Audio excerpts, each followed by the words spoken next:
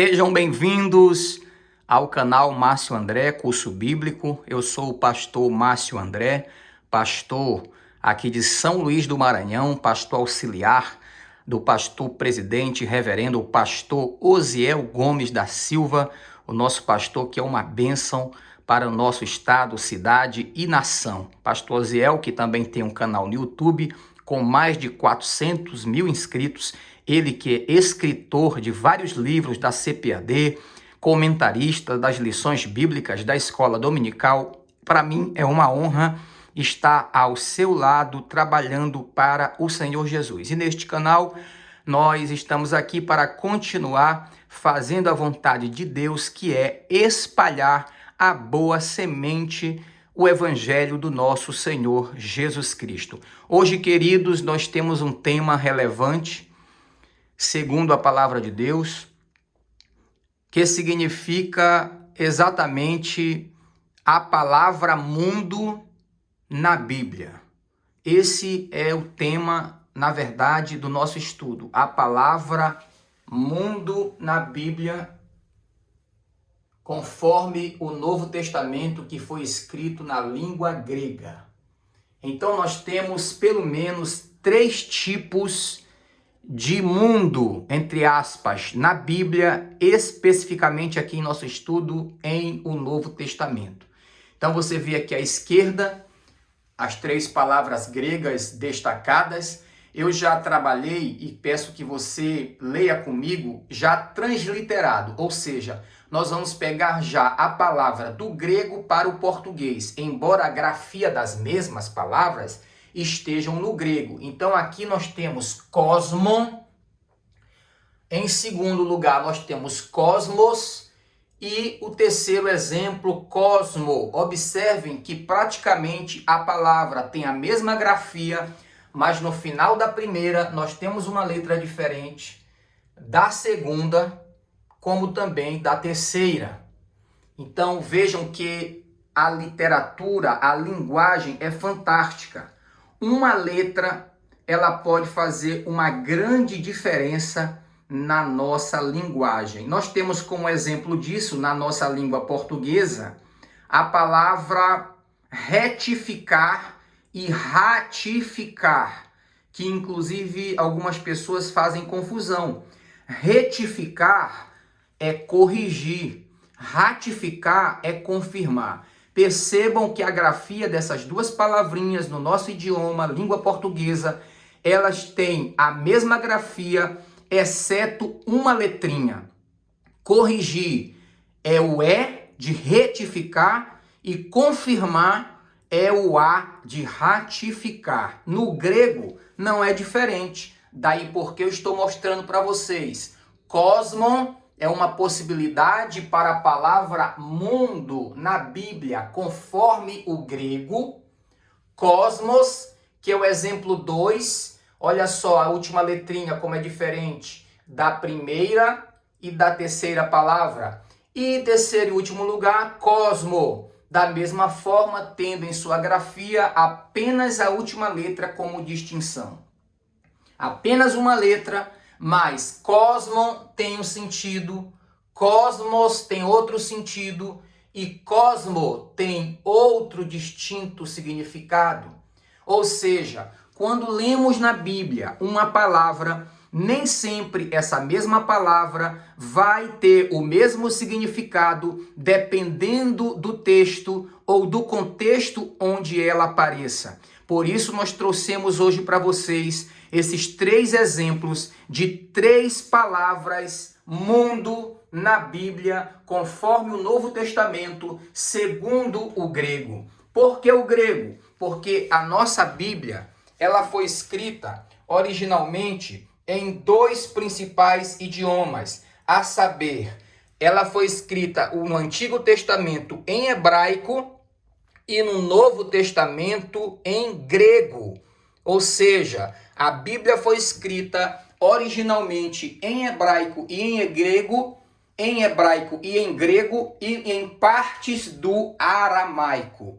Logo, se o Novo Testamento foi escrito na língua grega, e o texto que nós estamos aqui trabalhando é no Novo Testamento, então, obviamente, a língua original para o nosso estudo será o viés, o link do grego. Daí porque a palavra mundo, que nós lemos em nossa Bíblia, na língua portuguesa, ela vai aparecer, dependendo do texto, ou do versículo, ou como cosmon, ou como cosmos, ou como cosmo.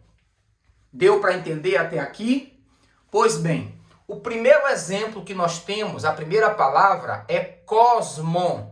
Você vê a última letra aqui dessa primeira palavra como se fosse um V, mas na transliteração ela tem o som, o fonema de N, N de Nair, N de Nilo, ok? Então, o que significa cosmon no grego? Dá uma ideia de ordem. Cosmon é ordem. Cosmon é a primeira palavra, o primeiro exemplo, significa universo físico, ok? Cosmon significa universo físico. Então aqui nós temos alguns versículos que nós fundamentamos o nosso primeiro exemplo. Vamos ler primeiramente Marcos, capítulo 16, versículo 15. O que está escrito em Marcos 16, 15? Está escrito assim: ide por todo o mundo, ide por todo o mundo e pregai o evangelho a toda criatura. Você pode ler esse texto em casa, você pode parar esse vídeo, dar uma pausa, buscar a sua Bíblia, ok? Eu já estou citando o texto para você. Ou acompanhar o texto aqui citado por mim nesse estudo. Então, o primeiro versículo é Marcos, capítulo 16, versículo 15, ok? O que diz nesse texto? Ide por todo o mundo. Logo, se o mundo que aparece em Marcos 16, 15 é a palavrinha cosmon, logo, esse mundo significa universo físico. Então, o que Jesus está dizendo nesse texto? Ide por todo o universo físico e pregai a minha palavra a toda criatura. Um segundo exemplo está em Romanos, capítulo 1, versículo 20. E eu vou colocar aqui para que juntos possamos ler. Romanos, capítulo 1, versículo 20. O texto diz assim: porque as suas coisas invisíveis, desde a criação do mundo, tanto o seu eterno poder como a sua divindade, se entendem e claramente se veem pelas coisas que estão criadas, para que eles fiquem inexcusáveis. Ok? Então vejam, o versículo 20. Porque as suas coisas invisíveis, desde a criação do mundo, desde a criação do mundo. Aí está a palavra mundo grifada de Romanos 1:20. O que é o mundo de Romanos 1:20? Também é o universo físico, porque o texto está falando que desde a criação do mundo, então desde a criação do universo físico, porque a palavra aqui mundo em Romanos 1:20 também é cosmo, universo físico ou ordem, é como a palavra mundo aparece na língua original grega do Novo Testamento, assim como em Marcos 16:15 também aparece em Romanos 1:20. Mundo no sentido de universo físico.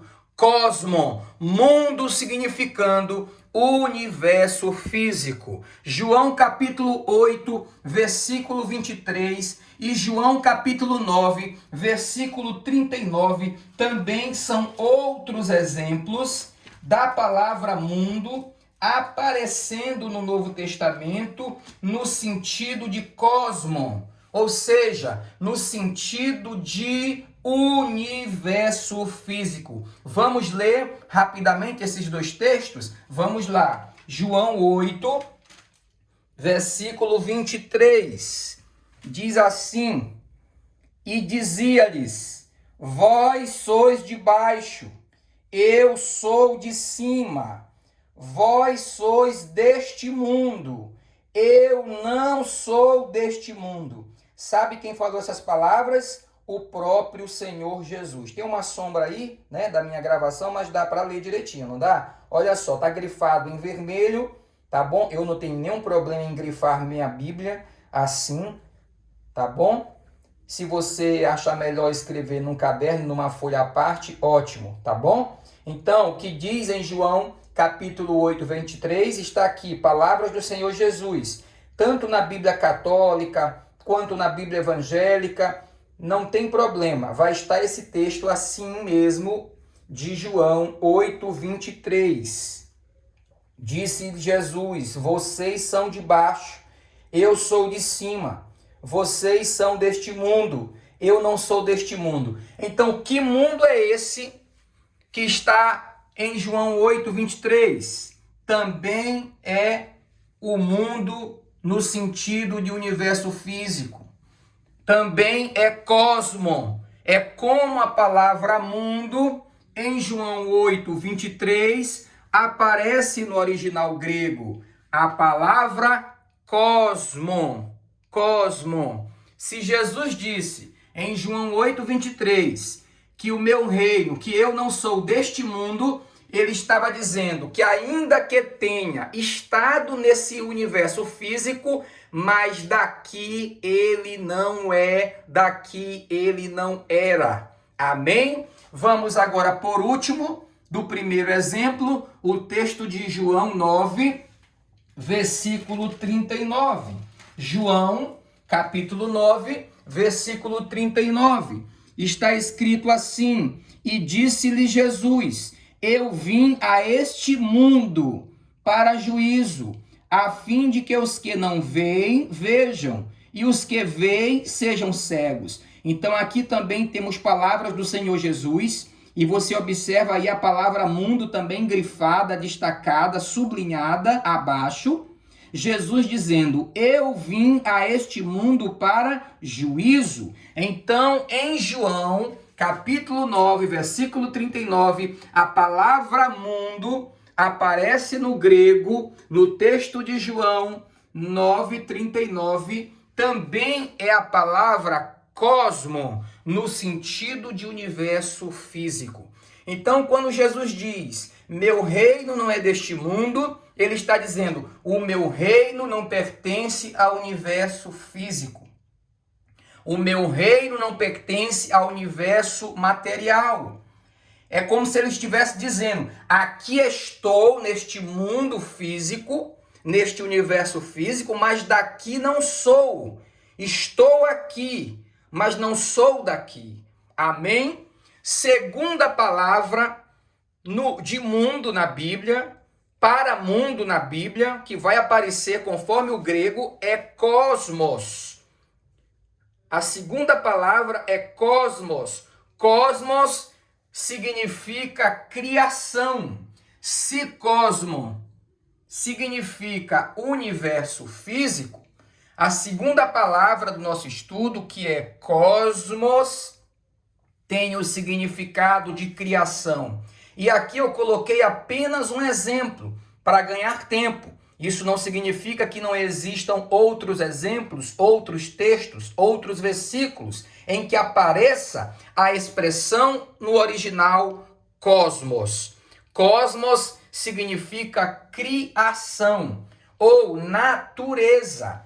Se, por exemplo, o universo físico contempla o mar, contempla as árvores, contempla as pessoas, porém, em cosmos, essa contemplação vai além, pois a criação se estende aos lagos, às praias, aos rios, aos mares, já falei, ao sistema solar, à Via Láctea, às estrelas dos céus, à lua, à humanidade, ou seja, tudo que diz respeito à criação é contemplado na palavra cosmos, do grego, segundo a expressão mundo, no original grego, na Bíblia Sagrada. E nesse texto de Mateus 13:38, é exatamente como a palavra mundo vai aparecer para o termo original cosmos. Vamos ler esse texto?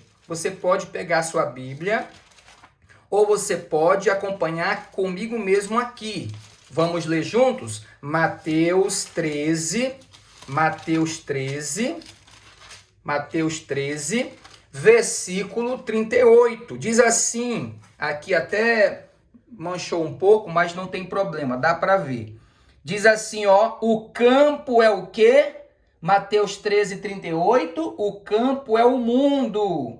A boa semente são os filhos do reino e o joio são os filhos do maligno.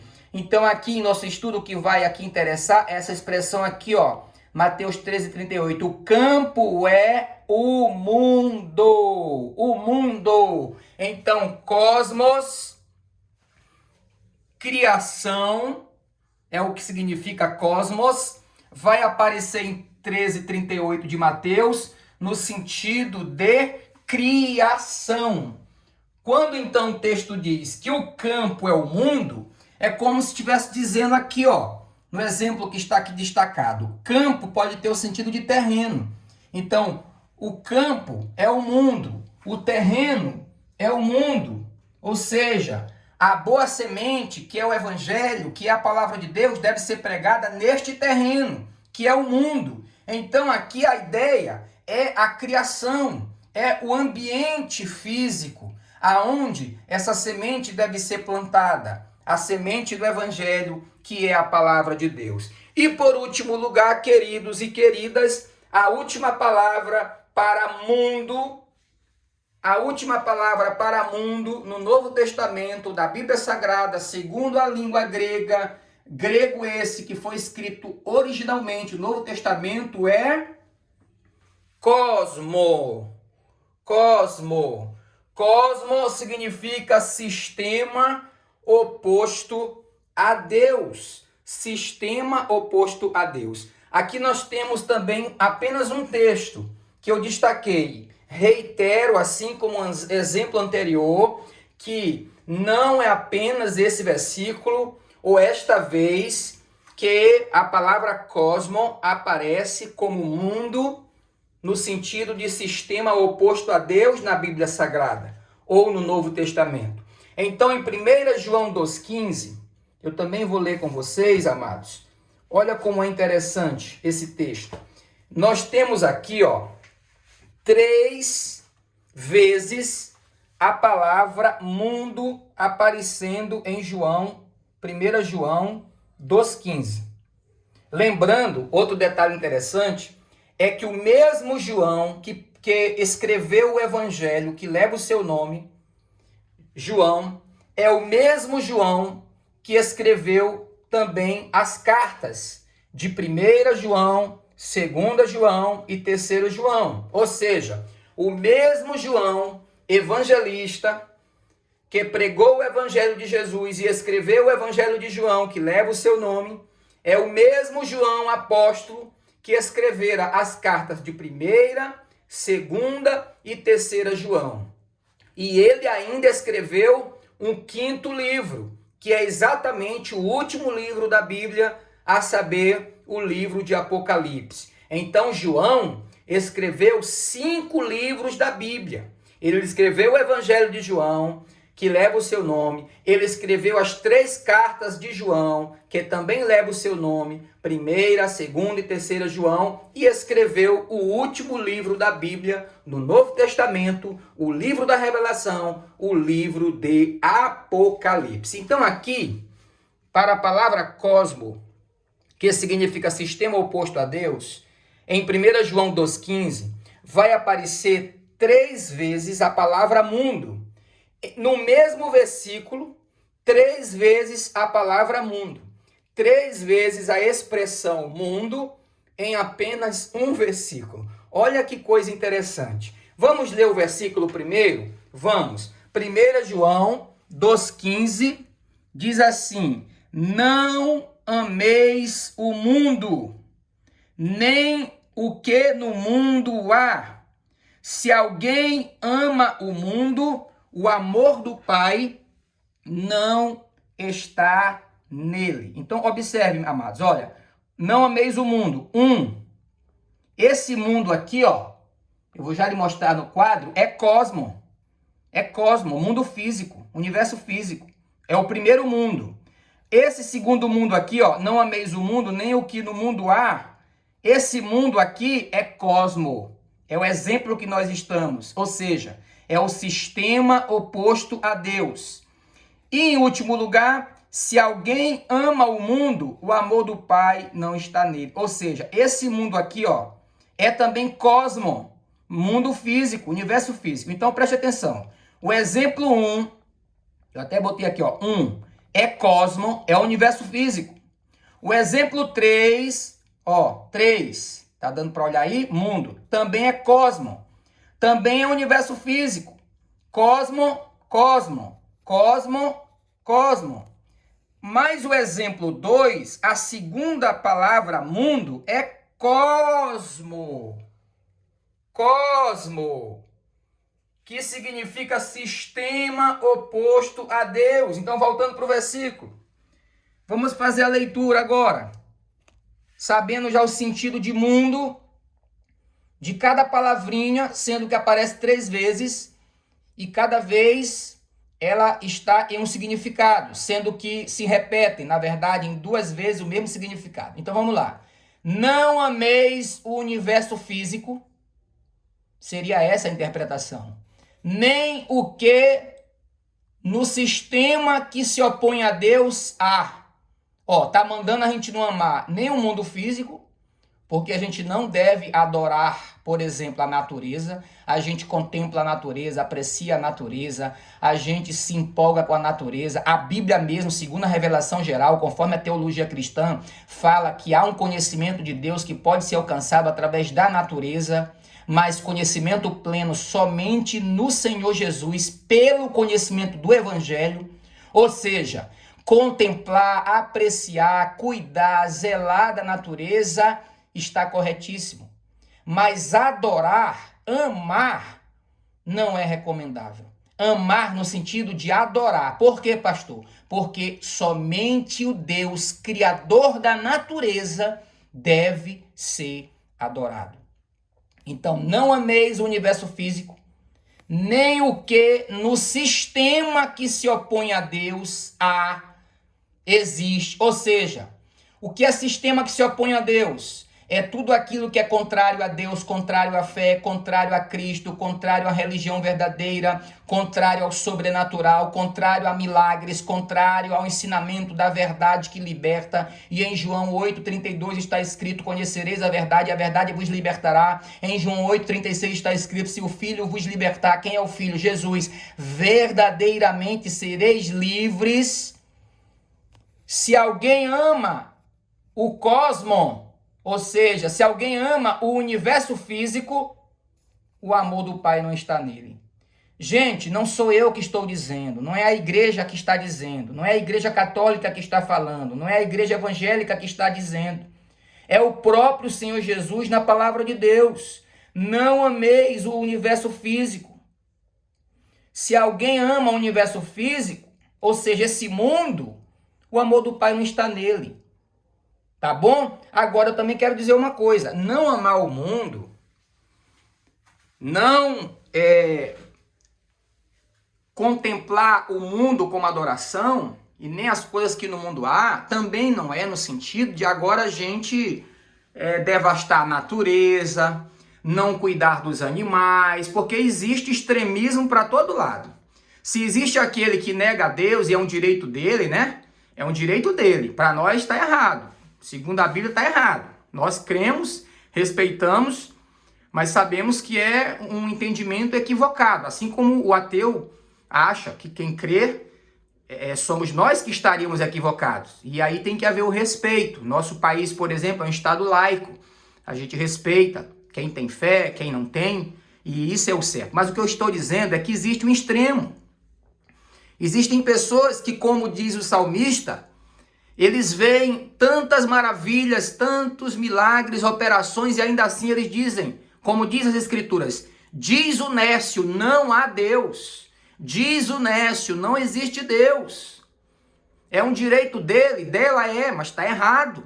De acordo com a Bíblia, a pessoa está negando a Deus. Isso é sistema oposto a Deus, é negar o Criador. Então tem pessoas que adoram mais a criatura do que o Criador. Lá em Romanos 2, Paulo fala sobre isso. Faz um alerta sobre o quanto isso é perigoso. Abandonaram o Criador em detrimento do Criador. Supervalorizaram a criação e a criatura.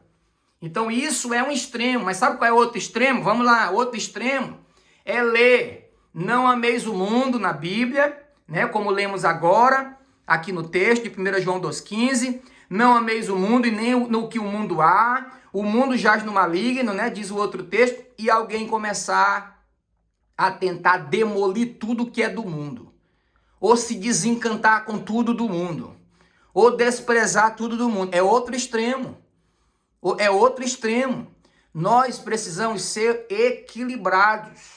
Nós precisamos ser do centro, do meio. E do centro não é estar em cima do muro. Do centro é estar dentro da vontade de Deus. Porque o nosso culto é racional. A nossa fé não é fé na fé. É fé no Senhor Jesus. A nossa fé é fundamentada na revelação maior, na profecia maior, que é a Bíblia Sagrada. A palavra de Deus. Então, aqui nós vemos que cosmo, que é o último exemplo, terceiro e último exemplo, é o sistema que se opõe a Deus. E aqui no texto apareceram 3 vezes, como vocês puderam ver, a palavra mundo, sendo que a primeira vez ela aparece no sentido de cosmo, universo físico, e a terceira e última vez, também cosmo, no sentido de universo físico, mas na segunda vez, que eu grifei aqui, ó, no meio, que é cosmo, é no sentido de sistema oposto a Deus. Agora eu quero que vocês prestem bem atenção para finalizar o nosso estudo em mais esse texto aqui, ó, para nós encerrarmos. Se você não pode assistir até o final agora, você pode pausar, você pode voltar, você pode assistir novamente ou deixar para assistir depois. Mas se você está aqui comigo até agora, não pare agora, tá bom? Até para você não perder aqui o raciocínio. Gente, olha só, Romanos 12:2 é um outro texto que eu destaquei, tá bom? Eu vou ler com vocês aqui na Bíblia também. Repito, se você quiser pegar a sua Bíblia, tá bom? Você pode fazer, tá certo?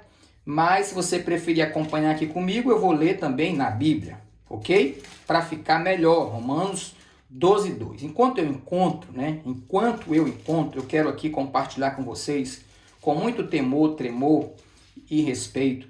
Gente, a Bíblia é algo maravilhoso. Só Deus sabe todas as coisas, isso é fato. Mas Deus revelou essas maravilhas foi para nós. E o que nós podemos e devemos fazer, Deus não vai fazer. A salvação, ela é pela fé em Cristo Jesus, com base na graça de Deus, que é favor imerecido. Ou seja, a salvação é um presente, pois é pela graça, ok? E é um presente que precisa ser acatado, acolhido, valorizado e zelado. Então a salvação não é pelo conhecimento. Talvez alguém, não assistindo esse vídeo, mas tenha esse pensamento, para que eu vou precisar estudar sobre a Bíblia? Para que eu preciso ficar lendo grego ou estudando essas coisas? Meu querido, a salvação é pela fé. Logo, Jesus salva o culto, o analfabeto, o intelectual, aquele que não tem tanto conhecimento, o que é poliglota, o que é ignorante. Jesus salva o alto, o de pequena estatura, o obeso, o magro, o negro, o índio, o branco, o cafuso, o mameluco, o latino-americano, o norte-americano, o habitante da Oceania, o europeu, de todos os tempos, de todas as épocas e lugares. Jesus salva a todos, morreu por todos e ama a todos. Ponto. Ponto. A salvação é pela fé, não depende de conhecimento, no sentido de estudar para merecer receber em troca a salvação. Primeiro, que tudo que precisava ser feito para a nossa salvação, para sermos alcançados pelo amor de Deus, Jesus já fez na cruz. A nós cabe apenas crer, se arrepender dos nossos pecados e confessá-lo como Senhor e Salvador. Uma vez salvos, uma vez abraçando a fé cristã, que só depende da nossa fé, por isso ele salva a todos, independente de conhecimento, independente de faculdade, independente de cultura, isto é fato, mas para o nosso crescimento espiritual, está na própria Bíblia revelado que o nosso crescimento depende de crescermos conforme escrevera o apóstolo Pedro na sua segunda carta, no capítulo 3, quando disse: antes crescei na graça e no conhecimento do nosso Senhor e Salvador Jesus Cristo. Então é algo que tem uma via de mão dupla. Deus nos salva, nos santifica. Mas Deus não vai fazer, querido e querida, aquilo que cabe a você e a mim fazer. Então eu estou compartilhando isso aqui com vocês sem nenhuma arrogância, sem nenhum ar de orgulho ou de vaidade, uma verdade. Para esse estudo aqui simples, mas profundo, eu passei 2 noites sem dormir, escarafunchando, cavando. Por quê? Porque a salvação é pela fé, mas o conhecimento depende do meu esforço, depende da minha disciplina, depende da minha busca. Buscai a santificação. Não está escrito lá em Hebreus? Está. Sem a qual ninguém verá o Senhor. Já disse e vou repetir, apóstolo Pedro, antes crescei na graça e no conhecimento. Como é que se cresce na graça? Com oração, com consagração, com o ato de se congregar, de adorar a Deus, de fazer a sua obra, de ajudar o próximo, de fazer o social, de pregar a palavra. Isso é graça. Mas como é que se cresce no conhecimento? No sentido bíblico, no sentido espiritual, no sentido da vida cristã. Não tem como, querido, querida, crescer se não for pelo conhecimento da palavra.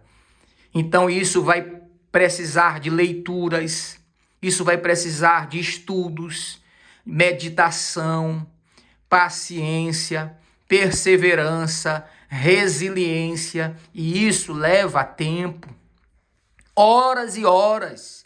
Isso leva ao desgaste físico, isso leva à perda, ao consumo de energia. É glorioso, é fantástico, mas dá trabalho, como tudo na vida, dá trabalho. E muita gente não quer ter trabalho e usa como subterfúgio que nós não precisamos disso. Nós precisamos disso sim, amados. A igreja precisa disso, eu preciso disso, você precisa, você que crê. Quem não crê, amém. Mas quem crê, precisa. E hoje há um grito, um clamor. Não estou generalizando, mas há um clamor nos púlpitos das igrejas. Há um clamor pelo retorno às escrituras, pelo retorno à palavra, pois foi o próprio Senhor Jesus que dissera, quando, por exemplo, repreendeu os fariseus, dizendo: vocês erram porque vocês não conhecem as escrituras e nem o poder de Deus. Então, queridos, o nosso culto é racional, a nossa fé tem sentido. E ela é fundamentada em algo. E esse algo é o quê? A revelação especial de Deus, revelada no seu Filho Jesus Cristo, nosso Senhor e Salvador. E aonde eu posso encontrar? Na sua palavra, que é a Bíblia Sagrada. Então, nós precisamos levar isso muito a sério, porque muitas pessoas acham que basta ir ao culto, bastam ir à igreja, ao templo, à missa e esperar o padre, o pastor falar e pronto. Claro que o pastor, o padre deve ser ouvido, ele é o sacerdote, ele é o escolhido de Deus para nos ensinar, nos instruir. Não estou negando isso. E nem estou aqui fazendo apologia de culto pela internet, de crescimento espiritual pela internet. Jamais. Não é isso que eu estou falando. Então vamos lá, Romanos 12, versículo 2. Você já pegou sua Bíblia? Olha o que está escrito aqui. Romanos 12, 2. E não vos conformeis com este mundo. Olha aí a palavra mundo. Romanos 12, versículo 2. E não vos conformeis com este mundo, mas transformai-vos pela renovação do vosso entendimento, para que experimenteis qual seja a boa, agradável e perfeita vontade de Deus. Então destaquem aí, na sua Bíblia, se você acha conveniente. Se não, então grife aí, escreva em um papel à parte ou um caderno. Não vos conformeis com este mundo. Então, o mundo aqui em Romanos 12, 2 é como está na nossa Bíblia, conforme a nossa tradução. Depois eu vou fazer vídeos sobre traduções da Bíblia, tradução bíblica, tá bom? Existe a questão da linguagem. Isso não compromete o sentido do texto. Não compromete a veracidade, a autoridade, não compromete. Quem não crê, assim, amém. Mas nós que cremos sabemos que não compromete. Algumas versões podem dificultar e outras versões podem facilitar a compreensão de um texto, tá bom? Mas a Bíblia é a mesma. E a ideia é levar o mesmo sentido do que aquele texto quis dizer, ok? Então depois a gente faz vídeos sobre isso. Tá bom? Mas vamos lá. Romanos 12, 2, assim como na minha Bíblia aqui, nesse exemplar, está escrito também a palavra mundo. Mas quando nós vamos para o original grego, em Romanos 12, 2, não é a palavra mundo quem vai aparecer. Quem vai aparecer é a palavra transliterada do grego para o português, a palavra século. Então ficaria assim Romanos 12, 2. Não vos conformeis com este século. A expressão não vos conformeis do grego, só como exemplo, porque aqui está em destaque, é a palavra mundo, mas eu quero falar sobre o não vos conformeis rapidinho, porque tem muito a ver com a ideia de cosmo, que é o sistema oposto a Deus.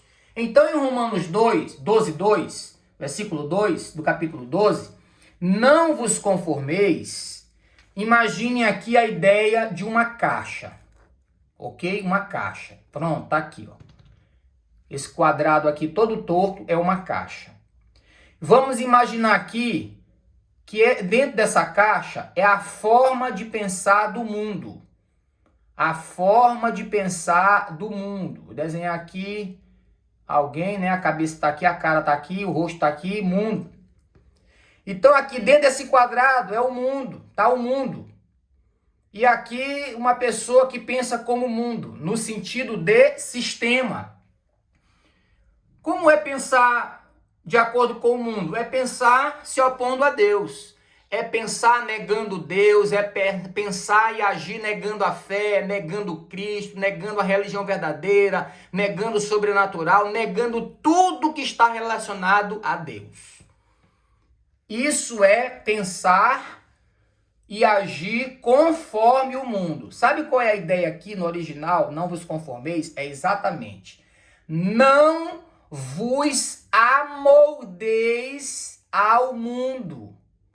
Não vos amoldeis, ou seja, não tomem a forma deste quadrado. Não pensem como o mundo pensa. Não ajam como o mundo age. É exatamente este o sentido de Romanos 12:2 no original, com a ideia da expressão não vos conformeis. É de você e eu não nos deixar nos amoldar ou nos moldurar dentro dessa caixinha aqui, ó, que é contrária à ideia de Deus. Então, Romanos 12:2 traz a mesma ideia de 1 João 2,15. Não ameis o mundo, o cosmo, mundo físico, e nem no que no mundo há. Não ameis o mundo físico e nem pensem como o mundo pensa. Não se conformem, lutem contra. Pastor, mas a pressão está grande, a tentação é grande. Não pensem, resistam. Deus já lhe deu as armas. Você tem condições de vencer. Porque se você não tivesse condições, Deus não diria na sua palavra que você teria essa condição. Porque o mesmo Deus que nos diz é quem nos equipa e capacita para vencer o mundo. E ele disse, eu venci o mundo. Dando exemplo de que se ele venceu, nós também com Cristo haveremos de vencer, porque com Cristo somos mais do que vencedores. Sabe o que quer dizer mais do que vencedores no original grego? Com Cristo nós somos super vencedores. Então vamos lá, Romanos 12:2, para nós aqui na língua portuguesa aparece a palavra mundo. Não vos conformeis com este mundo, mas no grego a palavra é século. E qual é a palavra século no grego? Está bem aqui, ó. A grafia no grego e uma possível transliteração, pronúncia aproximada na língua portuguesa. Feonas ou feona. Essa que é a palavra século no original de Romanos 12:2. Então, não vos conformeis com este século. Nós estamos vivendo, segundo os especialistas, a ultramodernidade. Seria a pós-modernidade. Como é a forma da pós-modernidade pensar? Como é a forma da ultramodernidade pensar? Pensa conforme este século, se amolda conforme este mundo, este século que é feonas, que se caracteriza como um sistema oposto a Deus. Quem não é de Deus, diz as Escrituras, não ouvem a palavra de Deus. Quem não é de Deus acha que estudo bíblico é demorado, o culto é demorado, a pregação não termina logo, eu não tenho paciência, eu gosto até dos louvores, mas na hora da oração, ou melhor, da pregação, me dá um sono, me dá uma coceira, uma urticária. Meu querido, minha querida, cuidado, isso não é de Deus. Repreenda isso em nome de Jesus. É tipo aquele testemunho que não é testemunho, é testemunho. Ah, eu não consigo ler a Bíblia, pastor. Por quê? Porque eu tô aqui boazinha, bonzinho. Na hora que eu começo a ler a Bíblia, me dá um sono, é um abrimento de boca, meus olhos enchem d'água. Misericórdia. Misericórdia. Então, meus queridos, está aqui, ó, a caixa representando alguém dentro que pensa de acordo com o mundo no sentido de cosmo, sistema que se opõe a Deus. Nós temos que lutar contra isso, porque essa aqui é a maior guerra que, na minha opinião, nós enfrentamos hoje. Os cristãos antigamente, claro que eu não estou aqui generalizando, mas eles tinham uma guerra física. Estava no culto, na igreja, jogavam pedra, eram ridicularizados, eram zombados. Eu estou falando de cristão no geral, católico, evangélico, ortodoxo, porque o cristianismo se divide entre essas três vertentes. Mas eu, como sou evangélico ou protestante, eu posso falar com mais propriedade do meu contexto, respeitando, lógico, os outros contextos que também são relevantes. Mas hoje, a guerra, aqui principalmente no Ocidente, é no campo intelectual. É no campo da nossa mente. Essa é a maior guerra espiritual que inclusive cristãos ou crentes passam. Não é à toa que hoje nós vivemos a geração aonde existe o maior número de doenças psicossomáticas e, lamentavelmente, muitas pessoas que são acometidas por problemas de ansiedade, depressão, síndrome do pânico, são pessoas cristãs.